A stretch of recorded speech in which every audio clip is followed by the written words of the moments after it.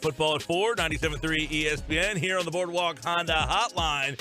We'll get into it now. Andrew DiCecco of 97.3 ESPN.com, InsideTheBirds.com as we take a look at yesterday we went through the Eagles' 53-man roster on the offensive side of the ball. Today we're going to take a look at Andrew's way too early look at the defensive side of the ball as he joins us now on the Sports Bash Football at 4 here on 97.3 ESPN. Welcome back, Andrew. What's going on, man?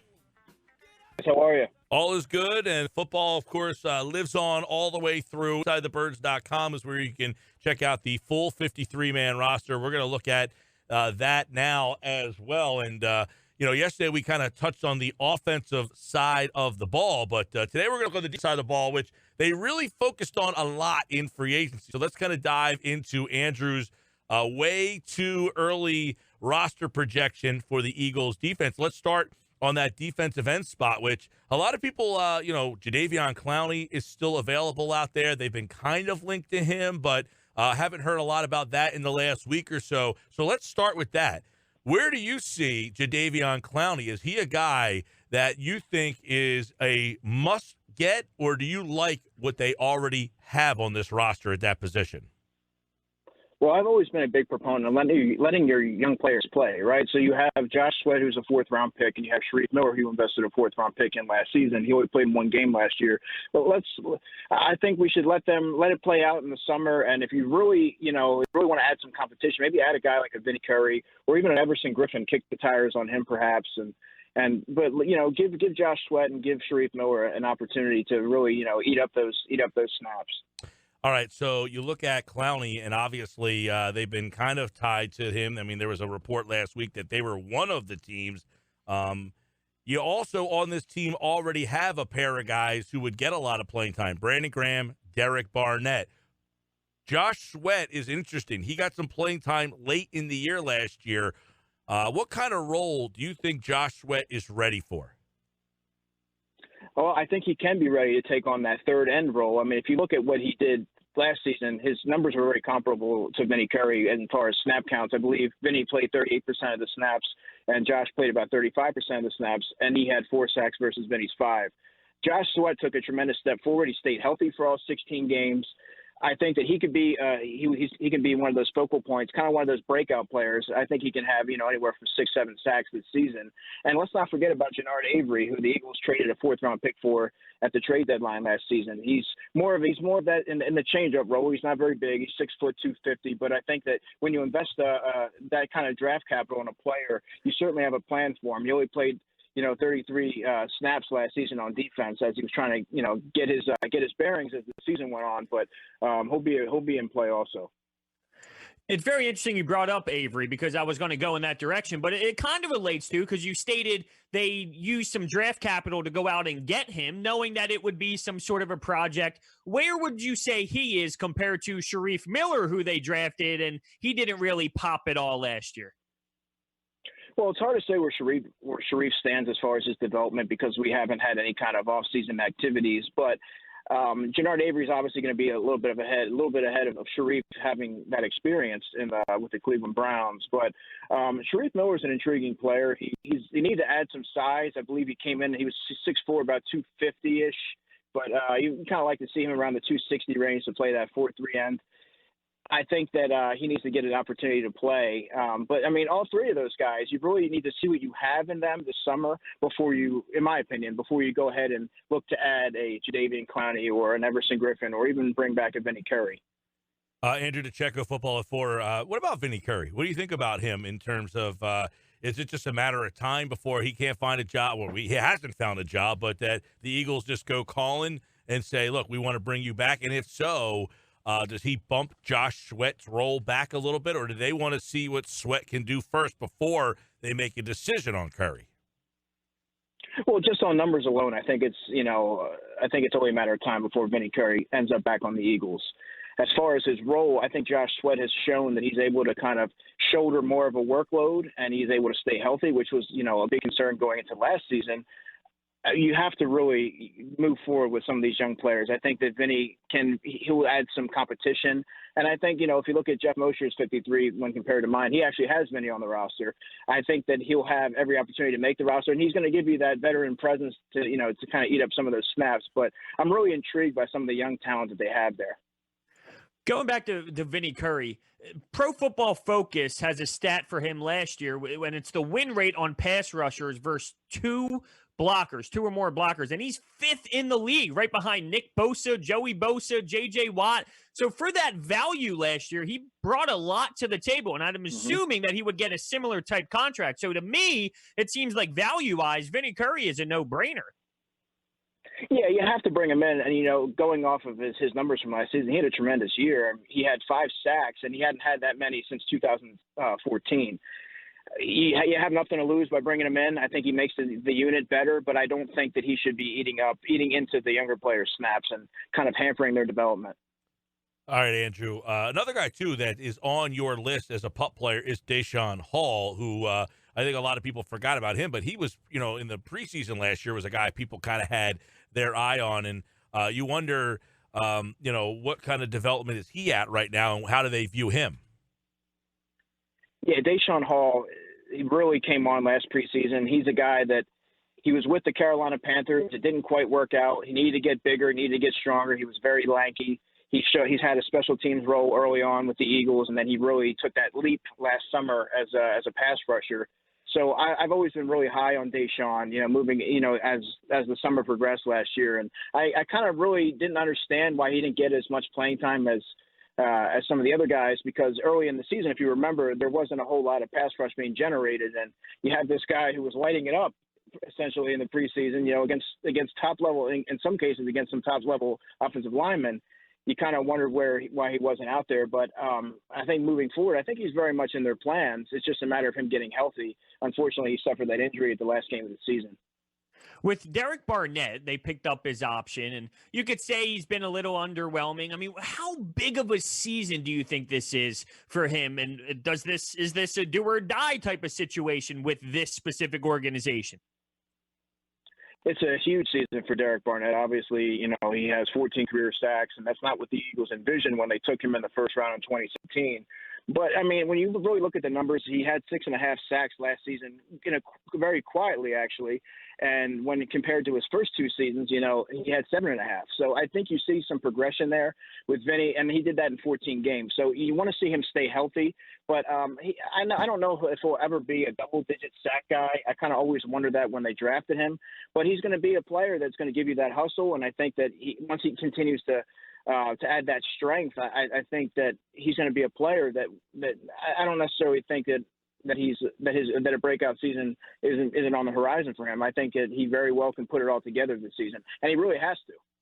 Yeah, that part of it at the end, he really has to, because the Eagles traded up. People forget, he was a top 15 pick that they traded up to get, and they really haven't got that impactful production from him yet, where, you were kind of hoping that he was one of those guys that maybe, I don't want to say, was an all-pro or anything, but at least was in that consideration as, hey, that guy's on that defense, and we got to figigure out what to do with him. It's so weird.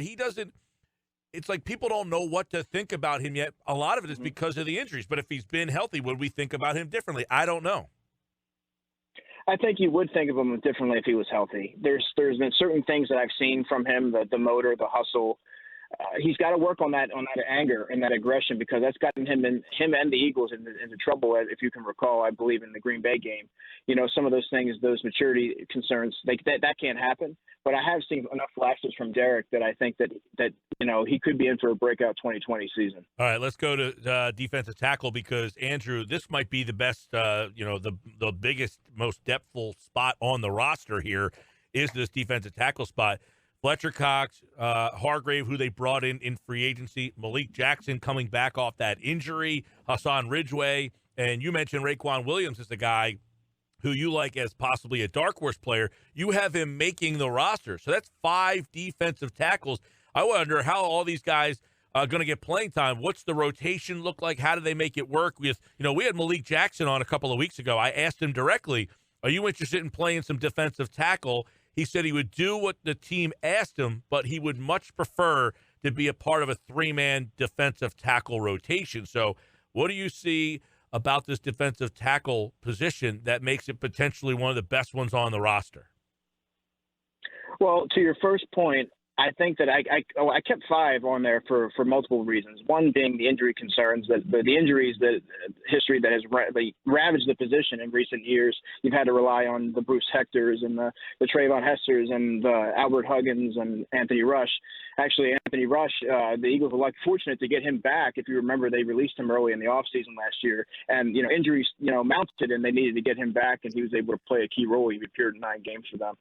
But so that certainly was part of my reasoning for keeping 5 on there. Also, the fact that Malik Jackson has that defensive end versatility where he can slide over. He's played that before at the Denver Broncos, and when you look at if there's any question as far as depth along the defensive end position, also keep in mind that Malik Jackson's there. So keeping 5 on there, you could get that added bonus with Malik. How much do you think went into Fletcher Cox's age and the fact that he's getting older? And last year he came out to not the hottest start in the world. Now, was he banged up a bit? Sure. But how much do you think keeping this many defensive tackles and adding Hargrave could take a bit away from Fletcher Cox, but in a positive, as in maybe later in the season he has more to give now that he's getting up in age? Well, the one thing that you notice with Fletcher is that he hasn't had that second that guy opposite him that's going to take command of those double teams. It hasn't been a consistent presence there. Tim Jernigan was brought in to be that guy, but it's been a constant rotation of guys that have been shuffling in and out of the lineup due to the injuries, and he's had to play an uptick in snaps, and it's really you kind of start to see in the end of the season where it wears on him, and that's going to happen when you're playing all these snaps. But I think having this formidable rotation that you have, and adding Javon Hargrave, who I'm very high on, that was a tremendous signing by them. I think when you add these top, they're very stacked in the top 4 there, and I think having that rotation will always elevate Fletcher's game. Yeah, I wanted to ask you about Hargrave, and I don't know that people understand what kind of player the Eagles brought in with him. It just seemed like, they got this guy from Pittsburgh. He's a defensive tackle. What are we getting? Why should people be excited about him finally being the guy that could be the right player next to Fletcher? Now, they thought they had that last year with Malik, and he ended up getting hurt. So why is Hargrave possibly even a better pickup than Malik Jackson was? Because he's very much an ascending player. His best days are in front of him. He's got that dog mentality where he's got the active hands. He's gonna take away some of those double teams. He's very disruptive against both the run and the pass. He had 4 sacks last season. He's 27 years old, so he's entering his prime. Whereas Malik Jackson's had the injury history, and he hasn't been as productive even the season before that with the Jaguars. So I think there's a lot to be excited about when you look at Javon Hargrave and what he can bring to the defensive front. Yeah, we're talking with Anthony DiCecco, Football at 4 here on the Sports Bass 97.3 ESPN. You can check out Anthony's work at 97.3ESPN.com, InsideTheBirds.com, at DiCecco NFL on Twitter. As we look through the Eagles' 53-man roster on the defensive side, this might be the weakest position. As good as defensive tackle might be, this might be the weakest spot. Nate Geary, TJ Edwards will probably be the only 2 guarantees. I guess Davion Taylor, since he was a 3rd-round pick. But other than that, we're going to have to go through this roster at linebacker and really start to figure out who is even in the running here. So Geary, Edwards, probably Taylor. How else do you see this breaking down? Actually, my wild card in this group here is Duke Riley. He was named team captain as Wencamo Grugier-Hill went on IR last season. He was named team captain ahead of the Seahawks playoff game.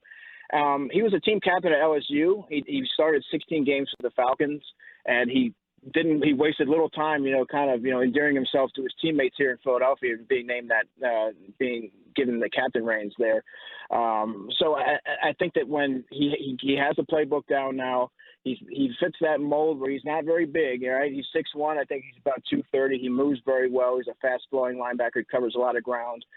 He only played 3% of the defensive snaps last season, as he was still getting acclimated. He came over at the end of September in that Jonathan Cyprien trade, but I think he'll be a guy that's certainly in play there and be a core special teams performer as well.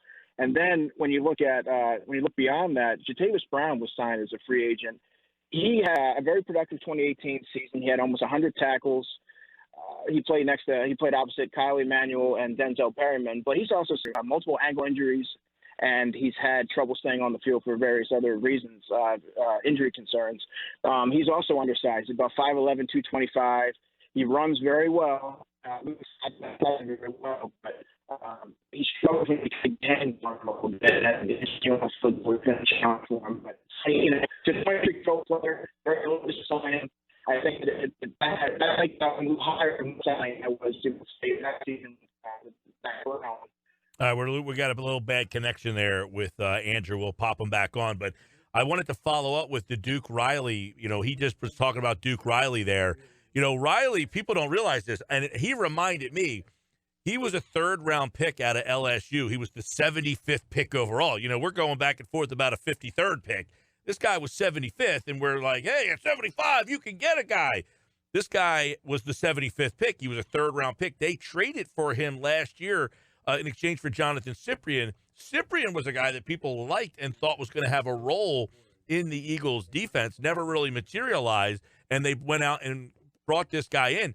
And I'm glad Andrew brought him up. I had totally forgot about him, but I remember him as a third-round pick, a couple of years ago out of LSU. So he would be a very intriguing guy. Now, the problem with him that I see, and I wanted to follow up with Andrew on Duke Riley, is he is small, man. He is, as a linebacker, he's barely 220 pounds if they're going to play him at linebacker. That is the first thing that came into my mind when I heard the name Duke Riley as well. I think that there's value in him. I think he'll be able to add something to this team. That is super tiny. Now, can you argue that because the league is trending that way to an extent at linebacker, will that be effective? Can that work since the league is sort of trending into that smaller linebacker role? This is super tiny, though. I get it. Yeah, well, and he's fast, 4.5 40. He's a three-cone guy, so he's got a lot of athleticism. I know Andrew, as you guys are going to hear during Football at 4, when Andrew's on here, he is a draft guy. He digs deep into the draft, so he'll know a lot of these lower roster players because of his studies of the draft. And he was a combine guy. He was a Senior Bowl guy, and he got pulled all the way up to the third round because of it. And in Atlanta, he really didn't do anything. The Eagles targeted him because they like that smaller, speedier defender. We got Andrew back, Andrew DiCecco, 97.3 ESPN.com. And we were just talking about Duke Riley, Andrew, because you were bringing him up. And I had totally forgot about that trade, but I remember him from LSU. And then I remember he's kind of a small linebacker, but the Eagles, this guy was a third-round pick, and the Eagles went and traded for him, because obviously they targeted to say, hey, we like that guy. We want to get him into our system. So when you brought his name up, I was kind of like, wait a second, they have Duke Riley on this team, but he is a small guy, but it's almost like a foreshadowing of the kind of linebacker they like now. And I kind of foresee him playing that Camus Grugier Hill role as far as, manning that core special teams element and kind of being the guy that's going to come on as the third linebacker. Very athletic player, like you said, very small, obviously, but he covers a lot of ground. He moves very well. And then, like I was saying, you move on down that list and you get into Jadavis Brown. And he's a guy that's a very low-risk signing when you look at it. He had a very productive season in 2018. He had nearly 100 tackles. He started opposite Kyle Emanuel. But then, he has that injury history. He suffered multiple ankle injuries in the past. And but he's a guy that he runs very well. He runs very well, and he sideline to sideline has great range. So I think that's a very low-risk signing, but he's far from a guarantee. But I also like that signing a little bit better than, let's say, the Zach Brown signing from a year ago. Sean Bradley's an interesting player moving on down there in the 6th round. He's going to have to really stand out on special teams. We'll probably go neck and neck here with Alex Singleton. But as far as it's going to come down to special teams between those two. You bringing up Zach Brown kind of just goes right into my next question. Obviously, the Eagles are, and the NFL as a whole, are kind of going with the safety linebacker type players where they can bring a lot of versatility. But it seems there's always a time where they go out and get a Zach Brown or they go out and get a Nigel Bradham. Now, I'm not talking about those specific players individually, but that style of linebacker who might be more of a traditional linebacker. Do you see that option out there at all? Well, at this point in the offseason, just kind of looking through the names here, there's not many guys out there that are going to kind of invigorate that position at this stage. It may be a Paul Warlow, I guess, but he was here last season. As I understand, he's recovered from his injuries and everything else, and he's ready to go. But yeah, does a Paul Warlow, make you a better linebacking core than Jatavis Brown? I don't know that, but there's the names. It's very slim picking at this stage. All right, Andrew, let's transition to the secondary, the safety spot, which is maybe one of the more intriguing spots in training camp if we get one. McLeod is back, but you're moving Jalen Mills there. You brought in Will Parks. They drafted a guy in the third round in Kayvon Wallace. Do you think the safety is a question mark or, a strength of this team?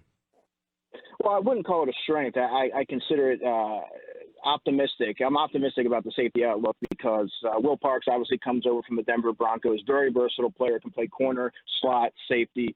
He can move all around formations, and he came over with the chance to start. He's a Philadelphia native, so he'll have a chance to play in front of his hometown, and I think he's probably the front runner right now to start for that position. Jalen Mills, I think, will play a lot of safety as the third safety, but I really like Will Parks in that role right now. But let's not discount Kayvon Wallace. The only reason why I don't have him in the running at the moment is because the shortened offseason. The shortened offseason for any player is tough, but also on defensive backs, it's a little challenging to kind of get up to speed with the system. I think he'll be a guy that really comes on late in the season, and he's definitely going to make his mark on special teams early on. Do you think Jalen Mills is a lock as a safety? Is it possible that, we talk about Darius Slay and maybe Avonte Maddox on the other side, but, is it a lock that he legitimately stays at that safety position? Yeah, I think at this stage in Jalen Mills' Eagles career, they kind of know what he is right now. He's a very smart player. He's gritty, but you can't put him on the boundary. He doesn't run well enough. I think that he's going to be that when he can see the field from the center field and he can kind of see everything. His instincts can kind of take over and he can make plays and really be an asset in that regard. I think he's probably going to be. Again, there's been talk the past couple of seasons about potentially moving him there. Just talking to a bunch of people, and I think that's a position that probably suits him better for his skill set. So I don't foresee him changing positions. So four safeties: McLeod, Mills, Parks, Wallace there, and then of course you move to corner, which has been a very interesting spot for this team. There's a lot of bodies there. They brought in Slay. They still have Sidney Jones. Avonte Maddox is here. They brought in Roby Coleman. They still have Kervon LeBlanc. There is a lot of opportunity to Rasul Douglas is still here. So you have an interesting guy. You have six corners. Douglas is not one of them. There's a name that many people will not recognize you have making that position on the field.